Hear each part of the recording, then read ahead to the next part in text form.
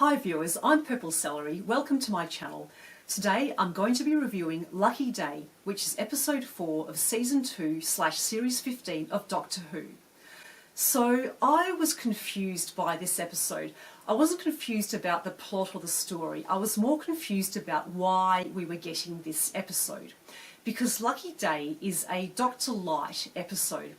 And we've had these before in Doctor Who, such as Blink or Turn Left, or even last year's 73 Yards.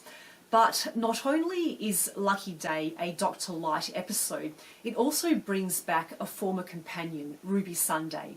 Now, again, this is not new. Doctor Who has brought back former companions, such as Rose in Turn Left, and also, for example, Sarah Jane in School Reunion, but these have kind of been cameo roles. In my experience, or my recollection rather, Lucky Day is the first episode which has been both Doctor-lite and has focused solely on a former companion. Going into this episode, I just wasn't convinced that it was something that we needed. I felt at the end of season 1 last year, Ruby's story was wrapped up quite neatly, and I just wasn't sure why we needed an episode which focused on her. Also, seasons these days are quite short, like we only have 8 episodes per season. And my concern was that a Doctor-lite episode would just be taking up valuable time that could have otherwise been spent focusing on the Doctor and Belinda. In a longer season, which is perhaps like 12 or 13 episodes, you could get away with a filler episode, for want of a better word. I just wasn't convinced that in this shortened season it was really a good thing. Now onto the actual episode. The opening part sees the Doctor and Belinda arrive in 2007, where they meet Conrad, who turns out to be the antagonist of the episode. Now I have a confession to make. I misheard the name Conrad and thought that it was Comrade, as in C-O-M-R-A-D. And I was thinking, okay, that's a bit weird, but it kind of fits because, you know, Comrade, the novel 1984, which of course is about misinformation and ideology, etc., etc. But then afterwards I looked up the credits and realised that the guy's name was Conrad, spelled C-O-N-R-A-D. But that also works because he turned out to be a con artist and he was also a radical. So yeah, Conrad. There were some hints in the opening scene that Conrad was going to turn out to be a bit of a douchebag, pardon my language, when he grabbed the coin off the Doctor and then like ran away without saying thank you. The first third of the episode was about Ruby and her burgeoning relationship with Conrad. I thought that was a bit soap opera-ish. I thought it was a bit paint by numbers. It was sweet, but not particularly gripping. I did enjoy that this bit of the episode did explore Ruby's struggles to move on from the Doctor. And I liked how this kind of manifested itself in almost a form of PTSD, like Ruby had like a fight or flight complex. And it's an angle that hasn't really been delved into much in Doctor Who. Normally when we see former companions such as Sarah Jane or Donna, they're kind of like missing the Doctor. They're looking back very fondly on their time with the Doctor. But the whole PTSD angle hasn't really been explored before, so that was quite an interesting take. I thought that this episode really got going in the scene outside the pub where Conrad is revealed to be this like slimy, power-hungry conspiracy theorist. Interestingly, in real life, the people who claim that aliens exist are the ones who are normally seen as the crackpots, whereas the ones who deny the existence of aliens are seen as the rational, logical ones. So I thought that it was quite a nice reversal in this sense. I also want to give a shout out to the actor who played Conrad. He had like the right mix of charm and nastiness. I did think it was like a little bit too easy, the way that like Conrad whipped up the hysteria against UNIT. I mean, I know that in Doctor Who, Earth has this thing where they keep on forgetting about the existence of aliens and monsters, but even so, it just seemed a little bit too easy, the way that the general population just, you know, turned against UNIT like that. Having said that though, it was interesting to see just how powerless UNIT was in the face of all of this.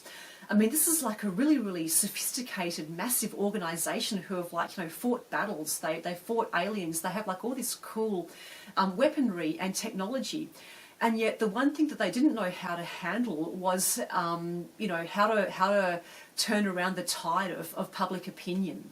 And then we had Kate Stewart basically unleashing the beast against Conrad.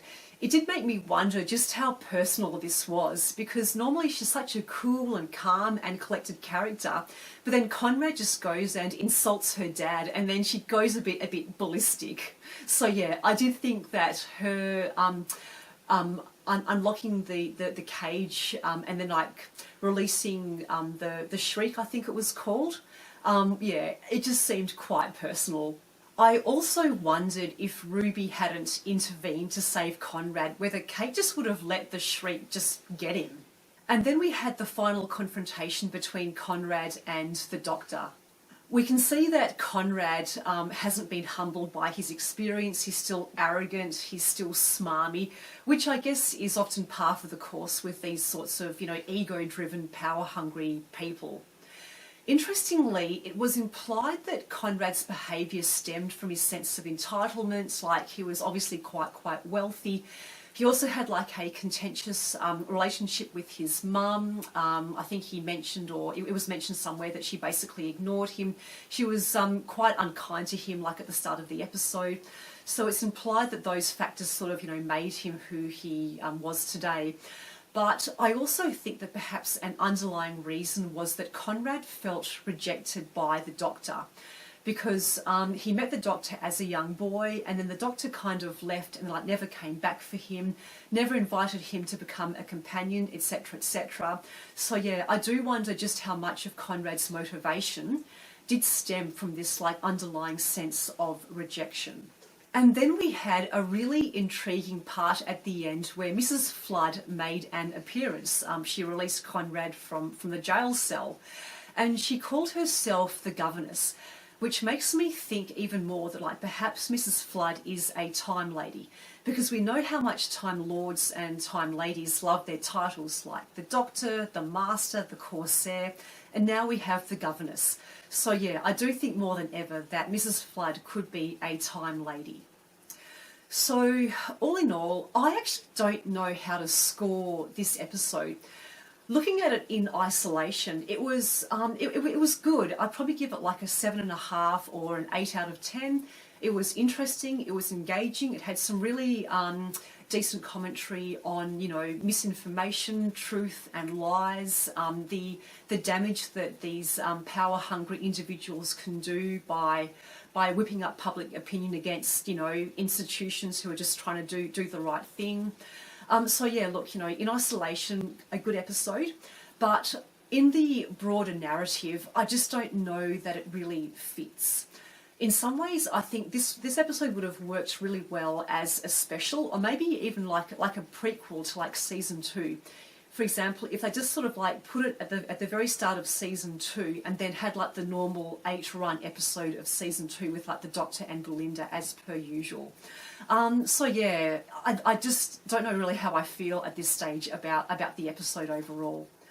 Anyway, as always, these are just my thoughts. What did you guys think about Lucky Day? Did you enjoy it? Did you hate it? Please leave your comments in the comments section below. Give this video a like if you've enjoyed it, and feel free to subscribe to my channel. And I will see everybody next week. So until then, take care. Then this is Purple Celery over and out.